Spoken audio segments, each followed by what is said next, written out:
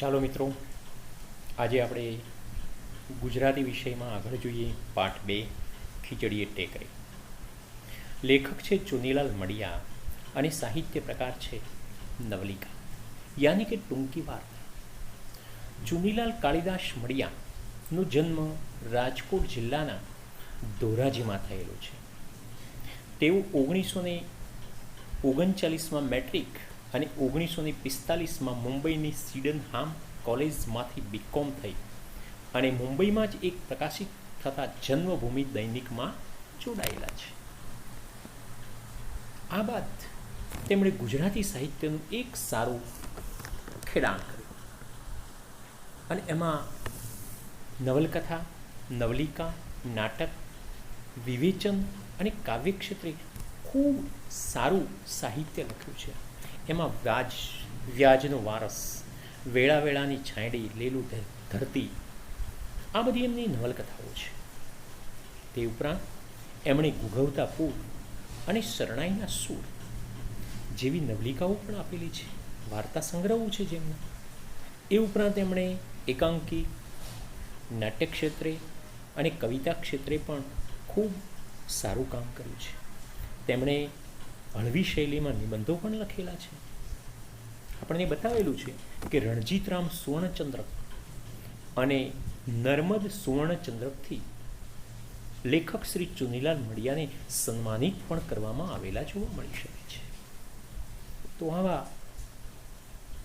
લેખક શ્રી ચુનીલાલ મડિયાએ આપણને અહીંયા અભ્યાસક્રમની અંદર બહુ જ સરસ મજાની એક નવલિકા આપી છે અને જે છે ખીજડીએ ટેકરી. ખૂબ જ રસપ્રદ એક નવલિકા છે જેની અંદર ભૂખ અને ગરીબાઈનું સરસ મજાનું ચિત્રણ રજૂ કરવામાં આવેલું જોવા મળી શકે છે. એમાં જોઈએ તો આ નવલિકાના પાત્રો છે ભોજો કાળુ, જીવલી, માધવ કાપડિયો, પોસ્ટમાસ્તર અને પોસ્ટમાસ્તરની પત્ની. ઉપરોક્ત પાત્રોથી વણાયેલી આ નવલિકા ચુનીલાલ મડિયાની કલમથી લખાયેલ ખૂબ જ કરુણા સાથેની ગરીબાઈ સાથે સાથે ભૂખમરાની શરૂઆત સાથે અંત સુખદતાનો આ નવલિકામાં આપણને જોવા મળી શકે છે. આ નવલિકામાં પિતૃ હૃદયથી ભોજા કાળોની હૃદયદ્વારક મનઃસ્થિતિ સૌ ભાવકનું કાળજું વિંધી નાખે ને તેવી છે. સમાજ જીવનની વરવી વાસ્તવિકતાનું સત્ય ભોજા કાળુના કારતૂતોને ભૂલાવી અને ભોજાના ભય સામે માસ્તર પરિવારનું અમી ભરેલું અભય વચન વાર્તાનું સુખદ અંત તેમજ ભોજાની લાચારી દીનતા સામે માસ્તર દંપતીની ઉદારતા સદૈવ સ્મરણીય બની રહે છે. તો ચાલો મિત્રો, આ નવલિકાને આપણે આગળ સમજીએ કે ખરેખર નવલિકા આપણને શું કહેવા જઈ રહી છે. તો દરેક જણ પોતે આપણા પુસ્તકની અંદર જુઓ તો આપણે આ નવલિકાને શરૂ કરવા માટે જઈ રહ્યા છીએ. તો હિરણના હેઠવાસના પટમાં ખીજડીયા ટેકરાની નજીક ભોજા કાળુએ દર વર્ષના રાબેતા મુજબ એક સરસ મજાનો તરબૂચનો વાડો ઊભો કરેલો જોવા મળી શકે છે. અહીંયા પટ એટલે નદીની પહોળાઈ એવો અર્થ આપણને જોવા મળી શકે છે. આડે દિવસે તો ભોજાનું કુટુંબ નદીના ખુલ્લા પટમાં પડી રહેતું, પણ ઓણ શિયાળે રીંગણી બાળી નાખે ને અને ગોળાના પાણી થીજવી નાખે ને એવી ટાઢ પડવા માંડી ત્યારે ભોજા ગીરની અંદર જઈ અને 3 વાર તલ બાવળ કાપી આવ્યો અને જીવલીએ વગડો ફરી ફરી અને સૂકી સાંઠીઓની ભારીઓ ભેગી કરી 4 દિવસમાં ધણી અને ધણિયાણી મળીને 4 છોકરાઓ અને ચૂલો સમાઈ શકે ને એવડો કૂબો વાડા વચ્ચે જ ઊભો કરી નાખ્યો. તો એ ગીર શબ્દ છે. ગીર એટલે ગિરનારની બાગ, જે વન પ્રદેશ કહી શકાય છે. અને તલ બાવળ એટલે જેને ભાઈ બાવળ કહી શકાય છે, એવા બાવળનો અર્થ આપણને અહીંયા જોવા મળી શકે છે. અહીંયા આપણને જોઈ શકે છે કે એટલી બધી ઠંડી પડતી હતી કે હાડ ગાળી નાખે અને એવાની અંદર ધણી અને ધણિયાણી એટલે પતિ પત્ની એ ભેગા કરી આ સૂકી સાંઠી એટલે મિત્રો કપાસ કે એરંડાના છોડની પાતળી સૂટી, જે આપણને શબ્દ સમૂહ માટે જોવા મળી શકે છે. તો અહીંયા આપણે જોઈએ તો આપણને જે શબ્દો અગત્યના લાગી શકે છે, જો એના નીચે મેં એક લીટી દોરી છે, સાંઠી, પટ, ગીર. તો આ રીતના આપણને જોઈ શકાય છે. છતાં ભોજાને લાગતું કે દર વર્ષ કરતાં આ વખતે ટાઢ જાણે મારા ઉપર વેર વાળવા માટે ઉતરી આવી હોય એવું વધારે લાગે છે. અને પોષ મહિનાનો હિમ જેવો વાયરો, હિમ એટલે બરફ થાય છે, અહીંયા હિમ એટલે બરફ આપણને જોવા મળી શકે છે. તો એ જોઈ શકાય છે. આ સાથે સાથે જોઈએ તો પોતાના ઉઘાડા ડીલે ઊભો વાડાનું ટોયામણ કરતો હતો. અહીંયા ડીલે શબ્દ છે જુઓ, અને બીજો શબ્દ છે ટોયામણ. ડીલ એટલે શરીર, કાયા, અને ટોયામણ એટલે છોડને પાણી સિંચવું એવો અર્થ થાય છે મિત્રો. અહીંયા એ અર્થ આપણને જોવા મળી શકે છે. અને એ સાથે અહીંયા આપણે જોઈએ તો પહેરવા કડિયું આજ કેટલાય સમયથી સોંપડતું નહોતું, અને વર્ષો જૂની ચોરણી ગોદડા જેવા ઉપરા ઉપર થીગડા ચાંટી ચૂક્યા હોય ને એવા થીગડાઓ પણ ઘસાતા ચારણી બનેલું એ થેપાડું એટલું તો જીર્ણ થઈ ગયું હતું કે એનો વધારે જીર્ણોદ્ધાર શક્ય જ નહોતો. અહીંયા 2-3 શબ્દો આપણને અગત્યના બતાવી જાય છે. અહીંયા એક શબ્દ છે ચોરણી. તો ચોરણી એટલે એક પ્રકારનો પાયજામો કહી શકાય છે. અને બીજો જુઓ શબ્દ છે થેપાડું. થેપાડું એટલે એક જાડું ધોતિયું, એને આપણે થેપાડું તરીકે ઓળખી શકાય છે. તો એટલી બધી ગરીબાઈ હતી. ભોજા કાળુ એના પરિવારની અંદર એટલી બધી ગરીબાઈ આપણને લેખકે સતી કરેલી છે, બતાવેલી છે.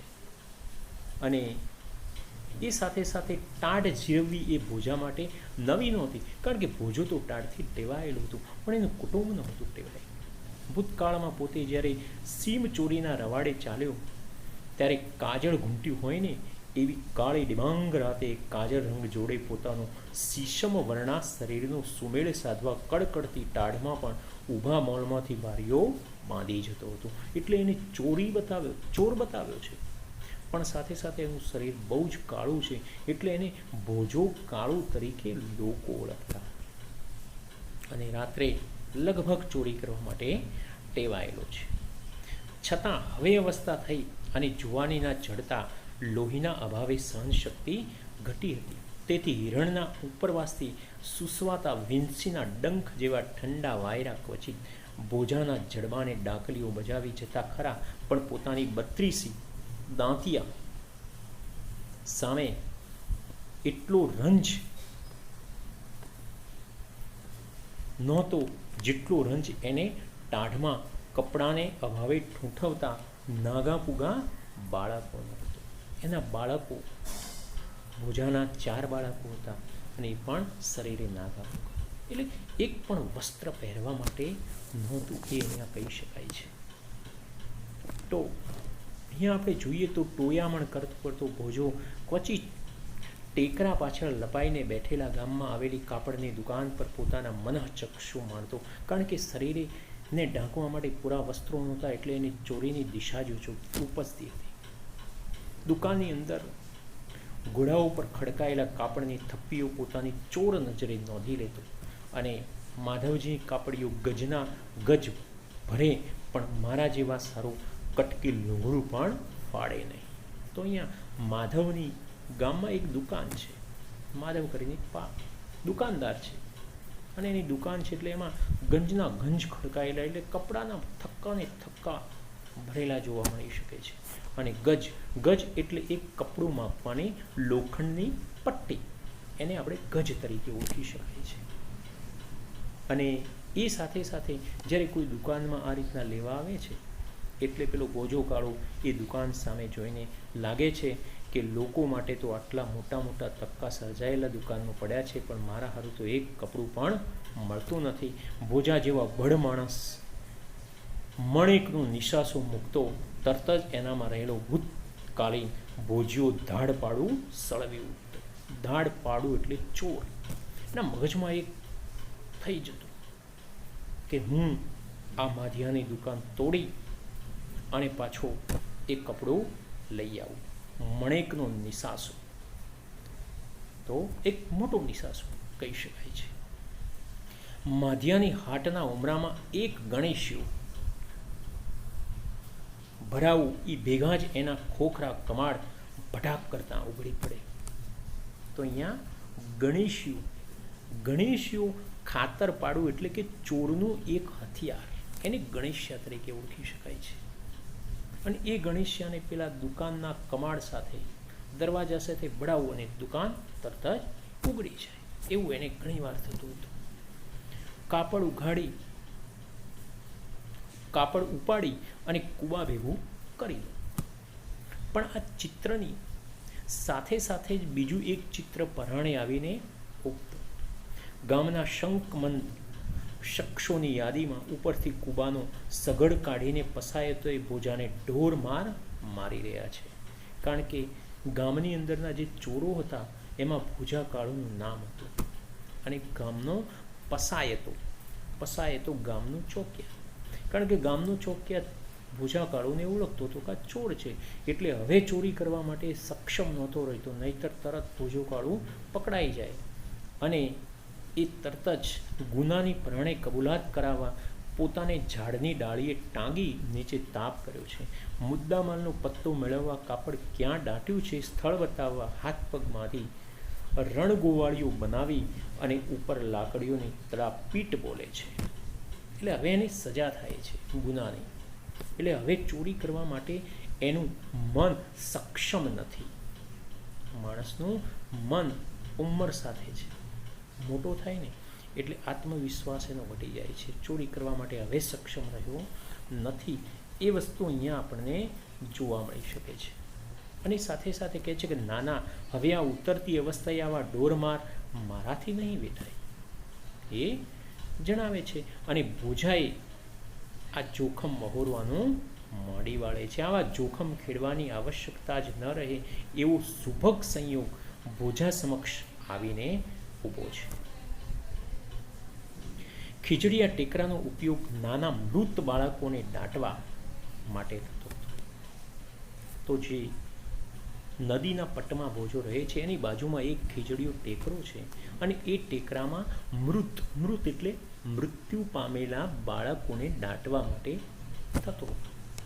અને એની બાજુમાં જ આ ભોજો કાળો વાડામાં એક નાની ઝૂંપડી બનાવી અને એ રહે છે. કૂબો બનાવીને એક ઘુમ્મટવાળું ઘાસનું ઝૂંપડું બનાવી અને રહેતો આપણને જોવા મળી શકે છે. તો એની જમીન બહુ કઠણ નહોતી. તેની સાદી નાનકડી કોશ વડે એનું ખોદકામ એકલે હાથે થઈ શકતું, કારણ કે નાના બાળકોને જે દાટવા માટે બહુ ઊંડો ખાડો ખોદવાનો નથી આવતો, એટલે જાતે ખાડો ખોદી શકે આવો એક વિચાર મનમાં લાવતો. ગામના પોસ્ટ માસ્તરને ત્યાં આજે સાંજને સમયે છોકરો ઉતરેલો. કોઈ કહેતું હતું કે છોકરો મરેલો જન્મ્યો છે ને કોઈ કહેતું કે જન્મ્યા પછી મરી ગયો છે. ઉપરા ઉપર પુત્રીઓ જ પામનાર પોસ્ટ માસ્તરને ઘેર વર્ષો પછી પુત્ર અવતર્યો, પણ નસીબમાં ન સમાયો અને તેથી તેમને ભારે આઘાત લાગ્યો. આ હતભાગીને ઘેર અવતરી અને કશું સુખ ન પામનાર એ બાલુડા પાછળ માસ્તરે સારું દાન અને પુણ્ય કર્યું. હતભાગી એટલે અભાગ્યો, કમ નસીબ.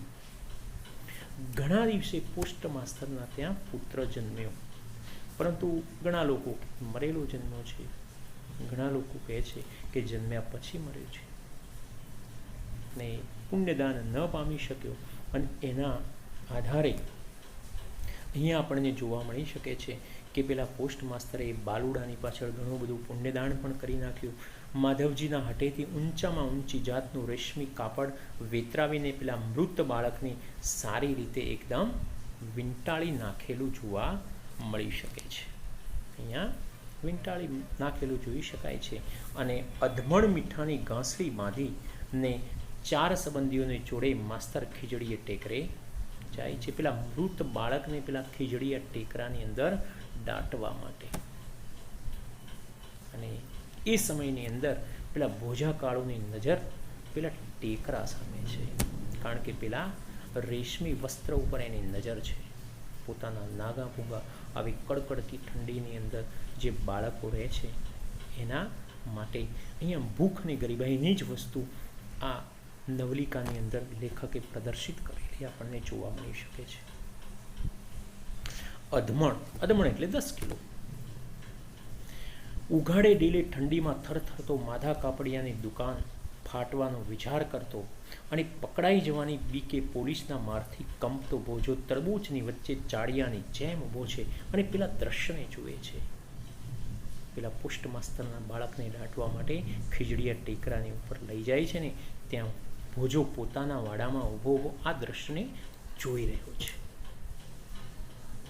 એ જ વખતે પોસ્ટ માસ્તરના પુત્રના દફન માટે લોકો ખીજડીએ ટેકરે આવી પહોંચેલા છે.